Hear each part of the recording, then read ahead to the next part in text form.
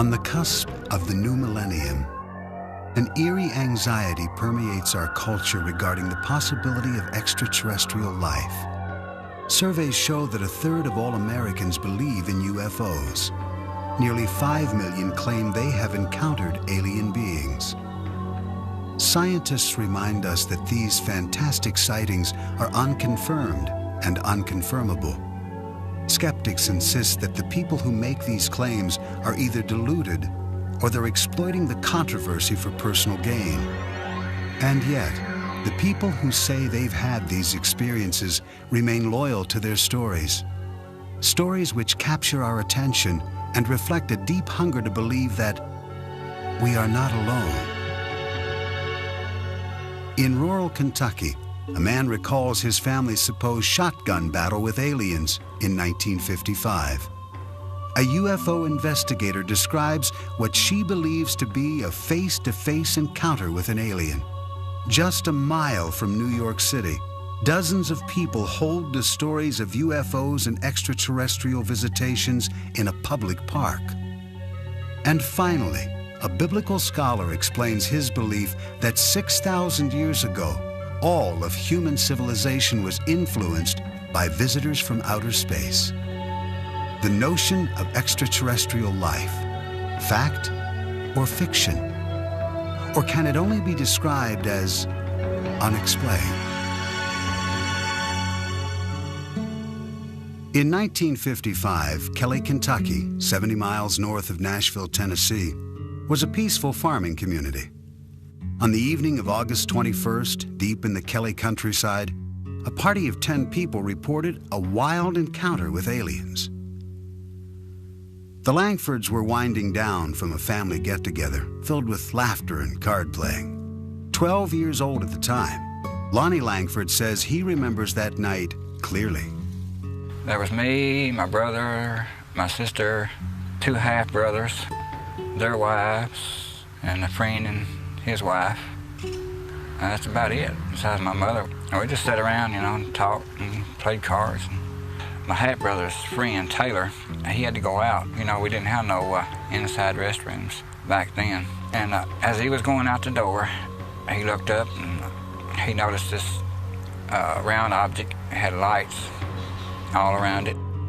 The Langfords' guest raced inside to tell the others what he had seen. They all thought he was joking. The card playing went on, uninterrupted. Finally, everyone turned in for the night, everyone except Lonnie's mother. She was just laying there awake with her eyes open and looking out the living room window, and saw this this object standing there. She screamed, Everyone jumped out of bed, and Lonnie's brothers grabbed their shotguns. He saw little creatures 3 foot tall, webbed feet, webbed ears, big eyes, hands that were web shaped like. They were silver, had silver uniforms, no noise, no sound, no talking. They was just there. I don't know why. Lonnie and his family watched the creatures float through the air as his brothers fired their shotguns. They say some bullets knocked the aliens over, but that to everyone's horror, the strange beings got back up again, unscathed. Everybody got roused up, started hollering and screaming. Lonnie's brother headed outside with his shotgun. Just as he was going outside, one of them grabbed him by the hair of the head, and then he jumped on out in the yard and, shot at him. Lonnie Langford said he and his family watched in terror as these glowing beings circled their home. When his brothers finally ran out of ammunition, they brandished their flashlights. The beams illuminated the sky, and to the family's surprise, the silver creatures quickly retreated into the darkness. They wasn't trying to hurt nobody. They wasn't trying to hurt us all. I think they was more scared of us than we were of them. But I was really scared. I'm just telling you the truth. Is Lonnie Langford telling the truth? Or is his story nothing more than a twisted memory from a family gathering gone awry? What we do know is that on the same evening, other residents in the area had reported what they believed to be meteor sightings. accompanied by a strange, machine-like hum. When the Langfords reported their sighting, police officers, state troopers, and even soldiers from the nearby Fort Campbell Army Base arrived to check it out. Kentucky State Trooper Russell Ferguson investigated the incident. He found no physical evidence to substantiate the Langford story. The only thing that we did find was the family there, rather disturbed, very emotional, and swearing that something had occurred in the way of small, silver-looking people with big eyes and big heads trying to get into their house. UFO investigator Philip Imbrogno finds the Langford family's story compelling. He thinks they may indeed have encountered extraterrestrials. It is one of the cases that is actually very convincing, because here you have a family that really didn't care anything about UFOs, and all of a sudden they report that they had these little beings coming on their property and they fired on them and so on. And to this day, that is one of the cases that convince me that perhaps we should consider that there are extraterrestrials here from time to time that have landed on our planet and interacted with our society. During the time of the Langford sighting in the mid-50s, Americans of all walks of life were enthralled with space-age images, and a new wave of science fiction movies was coming out of Hollywood, many of which were based on the growing anxieties surrounding the Cold War. The local people were influenced by movies and books and magazine articles popular in that particular time, but keep in mind that the people of this area were fundamentally agricultural in background and Protestant in their faith, with some commitment to the fundamental side of faith. Since the Langfords claimed to be devout Christians, is it possible that they had become overzealous from a religious revival meeting that Sunday afternoon? State Trooper Russell Ferguson doesn't think so. He believes they were drunk. I didn't find anything up there except just a bunch of people running amok.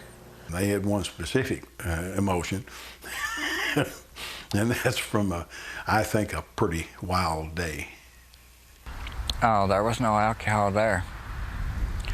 No alcohol at all, because my mom, she was real Christian and she wouldn't allow it in the house.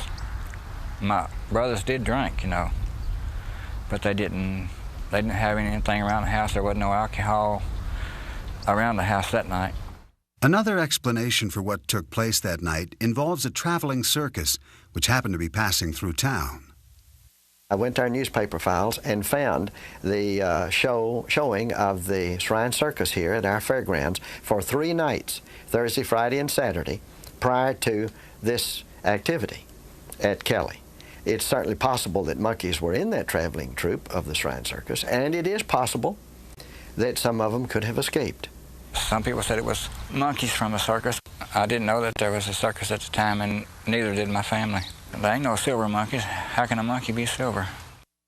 If these strange visions weren't brought on by excessive drinking or playful chimpanzees, what really happened? One author on paranormal phenomena, Greg Little, thinks there could be a scientific explanation. This part of Kentucky lies on a major fault line. Little points out that tectonic pressures in the earth can create unusual forms of electromagnetic discharge, strong enough to disorient people. These electromagnetic plasmas have this enormous, powerful electromagnetic field around them. And when a person gets close to this field, it does interact with brain biochemistry. It also produces serotonin, a substance that is biochemically identical to a hallucinogenic drug called dimethyltryptamine, which is a 30-minute LSD trip, which, gee, if you had a 30-minute LSD trip when you were asleep, what would we call that? A dream. Dreams, nightmares, few, if any, will ever be sure of exactly what happened that summer night in 1955. I have no idea why the aliens visit me. Maybe they're just passing over and something and got curious and wanted to come down. I don't have no idea. Why do you think God put all those other planets out there and all those moons and all those other suns and just left this one with life on it? All the rest of them out there is without life now. I ask you, if you were suddenly capable of going from here to Mars or the sun or whatever other planet, and you were coming to Earth with all that technology that was available to you. Now, surely to hell you wouldn't land in Kelly, Kentucky, when we've got the nation's capital and all the other big cities and what have you. No, I don't think so. One thing is certain. Lonnie Langford and his family did not go out seeking extraterrestrials that August evening, and the memory has haunted them ever since. There are areas around the world which are known as so-called UFO hotspots because of the frequency of reported sightings. Pine Bush in upstate New York is one of those places. That is what attracted UFO investigator Ellen Crystal. This is where she actively attempts to initiate contact with aliens. Having written a book on her experiences called Silent Invasion, she believes her 20 years of research, including over 1,000 photographs, offers evidence of the existence of extraterrestrial life. It really takes a certain mentality to do it in a cohesive way so that you come away with some research. I mean, there's people like me trying to collect research and successfully doing it and trying to have close encounters where you can use equipment and machinery that actually works and registers. Ellen first began searching for extraterrestrials in the countryside around Pine Bush during the early 1980s. At that time, a psychic told her that she had been cured by aliens during a severe childhood illness. She basically did a reading with me, and she said, when you were 4, you were really sick, and she said, I see the ship above a White House, and they healed you. And I said, well, I was sick. I was sick for 8 months. I thought I was 2. This psychic reading motivated Ellen to pursue her dream of meeting up with aliens. This is her story. She maintains that on August 7th, 1980, she had a close encounter which satisfied her curiosity, perhaps more fully than she had expected. My own stipulation was that I would not walk in a new field that I hadn't walked in already. So I had gone up to actually the first site, which is right up here, about half a mile, and I was standing in the field, and I was turning around, just watching some nebulous lights. I saw a huge bright light go down in the trees right across the street from me. And I wasn't sure what I wanted to do. I kind of thought they were daring me.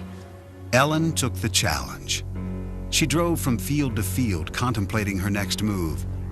Gathering up her courage, she went back to the spot where she had first seen the mysterious lights. She says that as she aimed her flashlight up into the trees, she saw something that looked like a moth. But when she moved the light down, she saw legs. Legs that appeared to run in place. But the thing ran across the clearing when it could have ducked into any bush. This was the other thing that puzzled me. It ran across the clearing, came to the edge of the clearing, stopped and stared at me. The alien in Pine Bush was about 3.5 feet tall.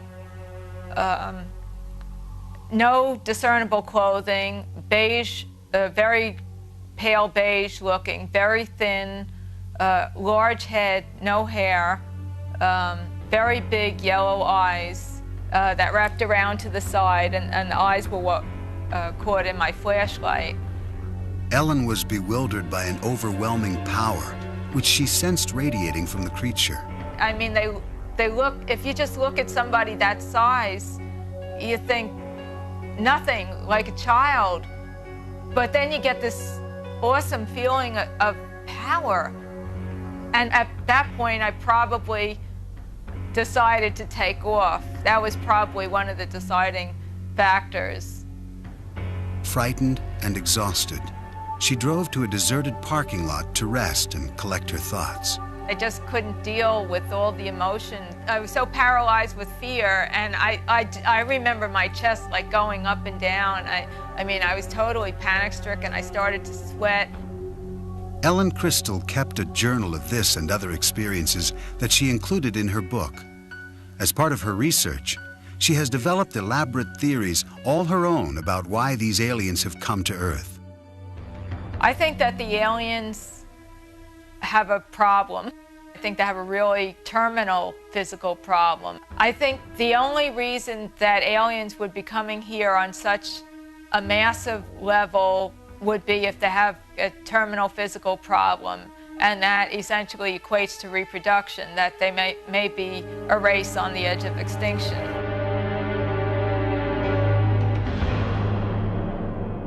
Are Ellen Crystal's claims of extraterrestrial incursions into upstate New York to be believed? Or is she subscribing to a type of modern-day mythology? Professor of Sociology at Northwestern University, Bernard Beck, thinks this is the case.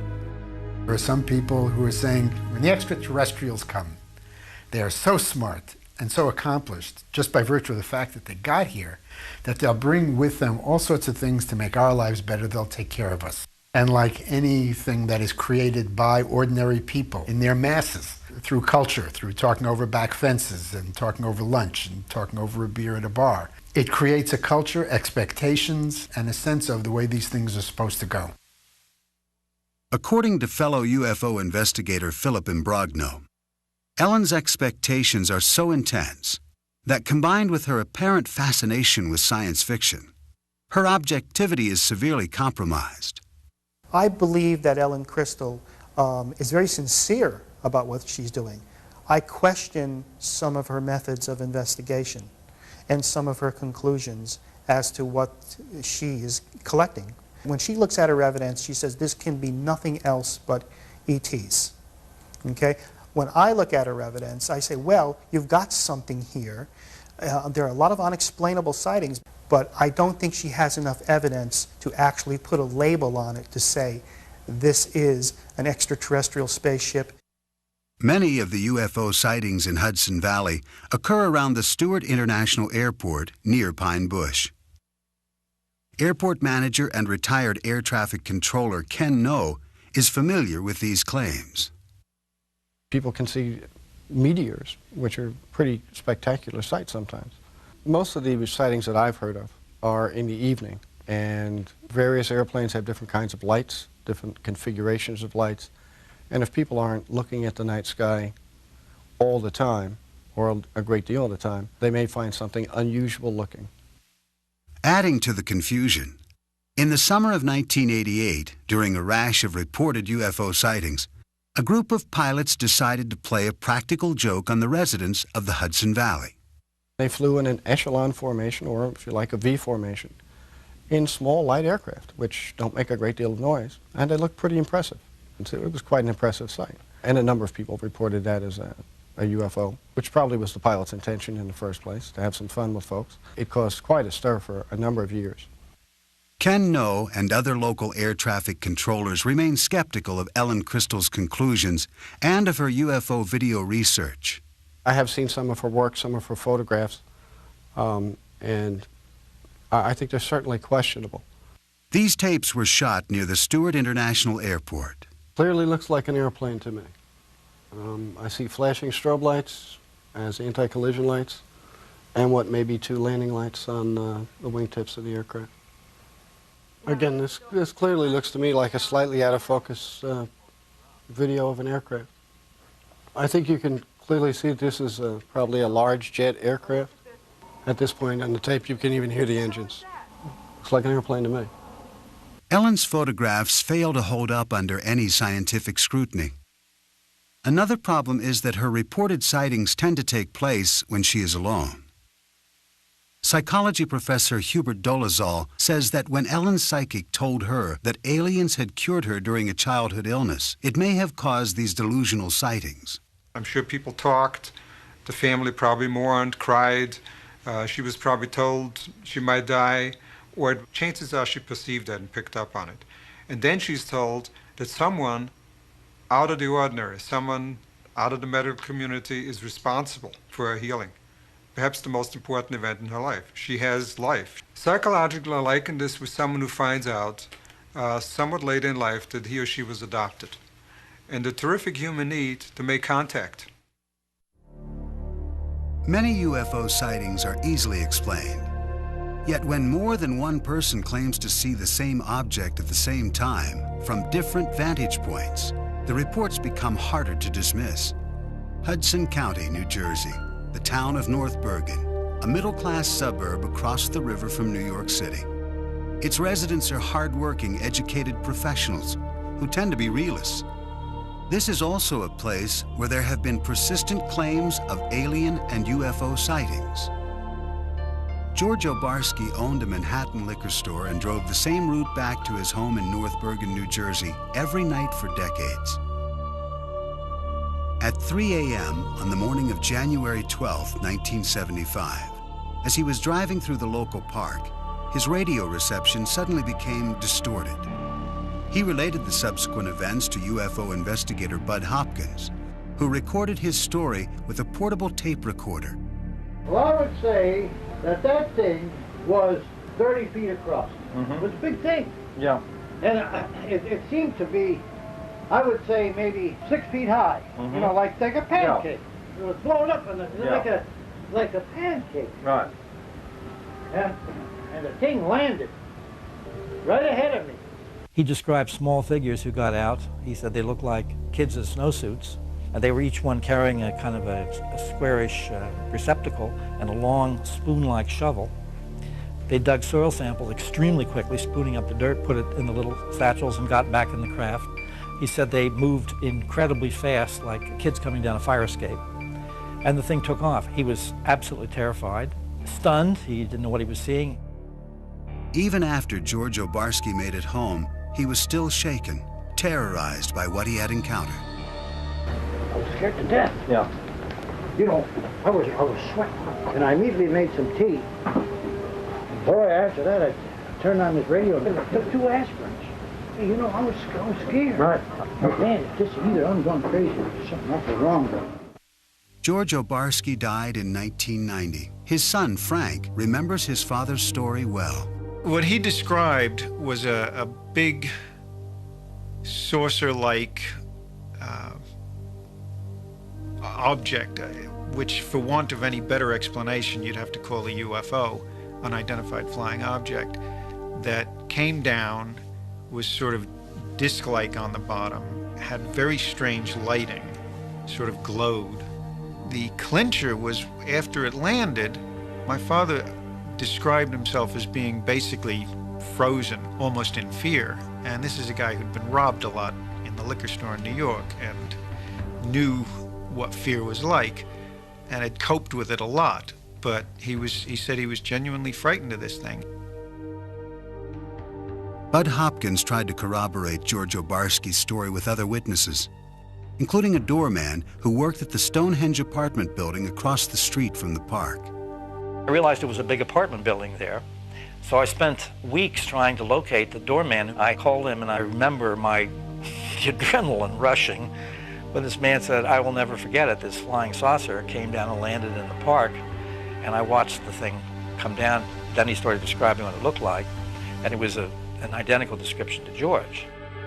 After writing about Obarski's story in the Village Voice newspaper, Bud Hopkins kept looking for other possible witnesses. One family came to light afterwards. They were living about 5 blocks away, seeing this object coming down the street, maybe 40 feet up, slanted, and they described it as if it was looking in their windows. And even though the woman in the family was ill, she ran outside in her nightgown, bare feet, and the father and the children ran out, and they followed this thing down the street. A North Bergen schoolteacher, Ann Karlovich, says she listened skeptically as her daughters described the telltale evidence in the park on the day after the alleged incident. Back in 1975, we had heard about this incident that there was a flying saucer in the park. So my daughter and her friends went down to the park to see what was going on, and they all kept running back saying they saw rings and burn marks in the grass in the field down near the softball field. And they told me the whole story about broken windows, that the Stonehenge had a large glass facade and it was broken by a beam of light that hit it. The kids were awfully excited about it. Frank Obarski also went to the site with his father. He knew him as a practical man, so it was difficult for him to understand why his dad held to such a seemingly irrational story. He didn't show much interest in things that couldn't be proved or disproved or that didn't apply to everyday life. And this was one of those categories that he felt didn't apply to everyday life. So I had a lot of trouble reconciling my knowledge of my father with this story he was telling me. He said, you know, I've lived a long life as honorably and truthfully as I was able to. And he said, a man doesn't do that for over 70 years and then throw it all away by making up some foolishness. Since the alleged sighting made famous by George Obarski in 1975, residents of North Bergen, New Jersey have reported seeing dozens of UFOs on a number of different occasions. In the early evening of July 6, 1986, Wall Street investor Ron Lee and artist Nanetta Nappy were enjoying the sunset on Hurd Terrace in the Stonehenge apartment complex. I just said, what the heck is that out in the sky? I was just staring out and I saw something that was unidentifiable to me. And Nanetta and I looked at it and it wasn't moving. It didn't have any sound. And we just followed it with our eyes and tried to guess what that could be. Had it had a motor sound to it, I would not have been suspicious, but the fact that it was so silent and large, it was a large-shaped object, it drew my attention even further. I might have just ignored it. It was oval, and it had three sets of lights underneath it. And it just kept stationary in the sky for 5-10 minutes, and then at some point, it just took off and went south in a fashion without gaining momentum, but just going straight off with accelerated speed beyond what I was used to seeing. And shortly after that, very shortly, we heard noise and then saw military aircraft following it. The next day, sightings of this UFO were reported in the press. Nanetta was not one of the people who had called the local officials. Now, you don't want to talk about things that people could think that you're a little strange thinking about it. I was in denial about it because I didn't want to accept or believe that this thing did not have a rational reason behind it. 2 years later, in the same area of New Jersey, disc jockey Dave D'Elia claims he witnessed an unidentified flying object on St. Patrick's Day in 1988 over North Hudson Park. D'Elia says he was driving home when he noticed something in the sky. He pulled over. As I'm standing there, it's getting closer and closer, no noise at all, but the lights that made up the triangle were white, the diamond were white and green. D'Elia returned to his car and followed the UFO down the parkway for several miles, noting the shape of the craft. The shape of the UFO was a diamond shape like this. Where my thumbs are was basically the part that was coming toward me. That's how it was flying. In 1993, 5 years after D'Elia's reported 1988 sighting, another North Bergen resident, Ann Karlovich, who had been skeptical of the earlier Obarski sighting, claimed she too was an eyewitness to an unidentified flying object. I saw this very kind of a elliptical shaped large light shining, and I looked at it and I said, gee, wow, what is that? And it seemed to be moving very slowly, but I wasn't sure. And then as I turned my car around, it was gone. So I came into the house, and my son-in-law and daughter were here. And I said to Joe, my son-in-law, I said, wow, did I see something strange on Boulevard East? And he said, I saw it too. It had a sort of eerie glow. It looked metallic and was very well lit, like with a fluorescent, bright flood kind of light. As I recall it to be a blimp-like object, like an elongated, like an ellipse, elliptical sphere, if you will. Joe Bass remembers reading the next day in the local newspaper that all the blimps in the area had been grounded due to foggy weather. I know what it wasn't. I know that it wasn't some sort of lights on the clouds or a meteor or anything like that. I suspect it was either some kind of government aircraft, some Air Force kind of aircraft that they don't let on that they have aircraft of this type. It wasn't a plane, it wasn't a helicopter, it was like a blimp type object. It is quite clear that people in this area believe they are seeing UFOs. But are they alien spacecraft? Since World War II, reports of UFO sightings have grown to merit a system of classification, a way to categorize people's claims. This method was developed by an astronomy professor at Northwestern University, J. Allen Hynek. It was he who coined the phrase close encounter of the third kind to describe human contact with an alien. Philip Imbrogno collaborated with Hynek on his final book in 1987. They collected accounts of East Coast sightings, which Imbrogno says number into the thousands. As I began to investigate more cases, I began to realize that I was just touching the tip of the iceberg. Actually, in a period of 5 years, there were 7,000 sightings. Now, they were made by people who are pillars in the community. Police officers, pilots, lawyers, educators, scientists, executives for major corporations, all saw an object that they considered to be larger than a football field flying overhead. Psychologist Hubert Dolezal maintains that UFO believers are mistaken in what they think they are seeing. What we're looking at is a perceptual phenomenon where the background information is either dark conditions or dusk conditions, and where there's very little visual structure against which the object appears. Add to that the question of, does this person have myopia, nearsightedness, and astigmatism, suffers from any other kind of visual defect? And now you're looking at the question of not only unidentified moving objects, but unidentified stationary objects. I know what I saw. That's the only thing I can say. I know I saw something that didn't look like anything else I had seen before.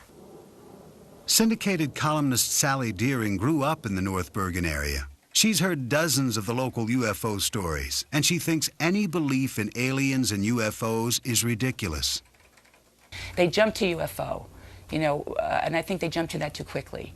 There's a lot of ways you could explain a lot of these things that we see. And I think that people just want to believe, they'll go from A to alien before they'll go to A to B. And I remember back in the early 70s how we would read books, Robert Heinlein's Stranger in a Strange Land, Kurt Vonnegut's books, and we would accept science fiction as some kind of metaphor for what we were living in at the time. This sort of feeling of being outcast in a society. Are alienated people confusing science fiction with reality? According to Professor Dolezal, those who claim to see aliens and UFOs may be experiencing a psychological need to be a part of a trend, something bigger than themselves, thus latching on to observations which have little or no supporting evidence. What I do believe is going on, it's the proverbial bandwagon effect, that it's popular to be included and to be part of this. It is becoming more and more accepted. The onus of you're nuts, or there's something wrong with your brain, or you're a liar has been vastly decreased. I think people are more open to the possibility. I believe every human being wants to be part of something that is special, that is important, that is exciting. Certainly with the advent of human beings becoming more sophisticated in terms of space travel, our own yearnings to be in space and to populate other planets, I think all of that has fueled, and reasonably so, this entire belief system and movement. Although skeptics like Professor Dolezal give compelling reasons why people think they see things which are not really there, believers remain irritated by the general skepticism they encounter. Franco Barsky is still perplexed by his father's alleged experience. It really bothered him that people thought he was lying about this. And that's the thing that I find the most compelling about this whole story, and the thing that I have the most trouble with. I suppose it is frightening because it's the unknown. Things that are not really part of the known are frightening. It just came and went, and I could be wrong, but I think that was really a once-in-a-lifetime event where I saw something that's unexplained. Approximately 6,000 years ago, in southern Mesopotamia, a people known as the Sumerians developed an advanced society. As with the ancient Egyptians, many aspects of Sumerian culture remain cloaked in mystery. Zecharia Sitchin is a biblical scholar and expert on ancient civilizations. He believes that extraterrestrials called the Anunnaki visited this planet and influenced the Sumerian culture, a culture which attained heights that have not been matched until modern times. They had incredible knowledge of the heavens, of astronomy, of mathematics. They had high-rise buildings. They were the first to introduce the wheel. They had art, they had music, they had dance, they had laws, they had courts, they had judges, they had kings. Everything that we consider essential to a high civilization appeared there almost overnight 6,000 years ago. Sitchin bases his beliefs about the extraterrestrial influence on the Sumerian myths, which were written on ancient tablets. He contends that these myths describe actual experiences with the extraterrestrials known as the Anunnaki. The following text describes an assignment given to the ancient astronauts. Some were told to orbit and guard the Earth, while others were sent down to settle. Assigned to Anu to heed his instructions, 300 in the heavens he stationed as a guard, the ways of Earth to define from the heaven and on Earth. 600 he made reside. After he all their instructions had ordered to the Anunnaki of heaven and of earth, he allotted their assignments. I surmise from those various texts, they were losing their atmosphere on their planet, whether because of natural causes or ecological developments. According to Sitchin, these texts describe the Anunnaki coming to Earth to acquire gold particles, which they would use to shield their atmosphere. The myths also offer information about law, astronomy, and the cosmos. In these texts, our solar system consists of not 9 planets as we know it, but of 12, with the Anunnaki coming from the 12th planet called Nibiru. This mysterious planet comes close to the Earth's orbit every 3,600 years. The evidence from those ancient texts, from those ancient depictions, leaves no doubt in my mind that others from another planet were involved not only in our creation by jumping the gun on evolution, the way the Bible states it, but they were involved in giving us civilization for many millennia thereafter. Did the Sumerians evolve differently from the rest of humanity? Nearly all scholars on Sumerian culture dismiss Sitchin's hypothesis, including Professor Miguel Seville of the University of Chicago. In my experience, there is nothing in the evolution of the culture in southern Mesopotamia that cannot be explained by the normal evolution of culture in general. Professor Seville maintains that the Sumerian mythological texts are nothing more or less than what they appear to be, myths. He doubts Sitchin's ability to accurately translate these texts. The author mixes languages and explains one form of a language by another, and sometimes he seems almost incapable of recognizing whether a word is Sumerian, Akkadian, or Hebrew. Not only do scholars of cultural anthropology like Professor Seville differ with Sitchin's 12th planet theory, there are astronomers who argue against its very premise. I don't think that such a planet would be able to elude our detection for any real length of time, given what we are able to do now, as far as telescopic observations and gravitational studies and so forth. As far as traveling here, I personally don't see any reason why our particular star system would be any more interesting than any other. Of course, new planets are still being discovered, and NASA experts have recently made claims of microfossils on Mars. These findings have led most natural scientists to concede that there is a distinct possibility of life evolving elsewhere in the cosmos. My guess is that if life forms, it forms on the surface of the planet. You have to have a certain temperate climate.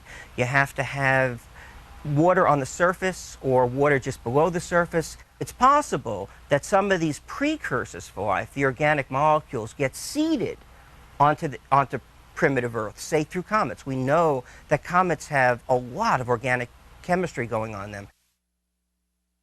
Many astronomers and astrophysicists agree with Professor Novick. And yet if there is advanced life elsewhere in the heavens, even in possession of sophisticated technology, the distances involved in navigating the stars are simply too vast. Maybe there are 10 advanced civilizations in our galaxy, maybe.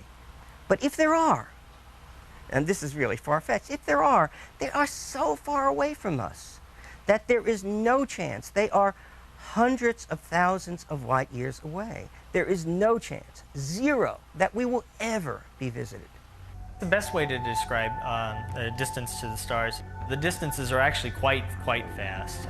The distance from here to the galactic center, we're just talking roughly 30,000 or so light years, I believe. There are those that maintain that the current surge in extraterrestrial sightings is best explained as a substitute for traditional religion. If you take an adherence to a divine being, a god, what a religious belief one may want to adhere to, in the absence of such a religious belief, I think there, or as a supplement perhaps, there may be a need to say there is something more sophisticated, wiser, more technologically advanced. And it seems to me that this is a reasonable supplement to say as a substitute for religious beliefs per se. Our needs are so great emotionally for some kind of religious center, and our fears, our paranoid fears are so great that it's extremely difficult to look at this objectively, and yet that's what we must do. Every era has had its extraterrestrials, except we now have a language that allows them to be extraterrestrial beings, instead of previous eras when they were just strange beings. If all the skeptical scientists in the world would put their heads together just for 1 year and do an in-depth study of this phenomena to find out whether or not UFOs are extraterrestrial in nature, maybe we could come up with some answers instead of being criticized all the time as to whether or not this is a true science. Somehow we as scientists have failed in explaining to people that there are things about the universe that we really do understand. We don't know everything, but we know a lot. And there are things that we can just rule out. And people just don't buy this. And I find that very sad, that the culture of modern science has not really sunk in the culture of our nation. Bud Hopkins believes that if modern science would not completely rule out UFO claims, if they would just investigate a fraction of these sightings, they would indeed reach a larger audience. What I like to say is that an extraordinary phenomenon, which this undeniably is, no matter what your point of view is about it, an extraordinary phenomenon demands an extraordinary investigation. The way science works is that if there were something out there that was credible, if there was real good evidence and things could be followed up and said, yes, in fact, I see what you're talking about, people would love that. If there was anything to it, it would be embraced by the scientific community. Though skeptics will insist that all the thousands of claims of alien sightings do not add up to a single scientific confirmation, people will go on reporting them, asserting with equal fervor that what they saw was real. But without physical evidence, we are left only with assumptions. Some choose to believe in the existence of extraterrestrial life, rather than tolerate the uncertainty of the unexplained.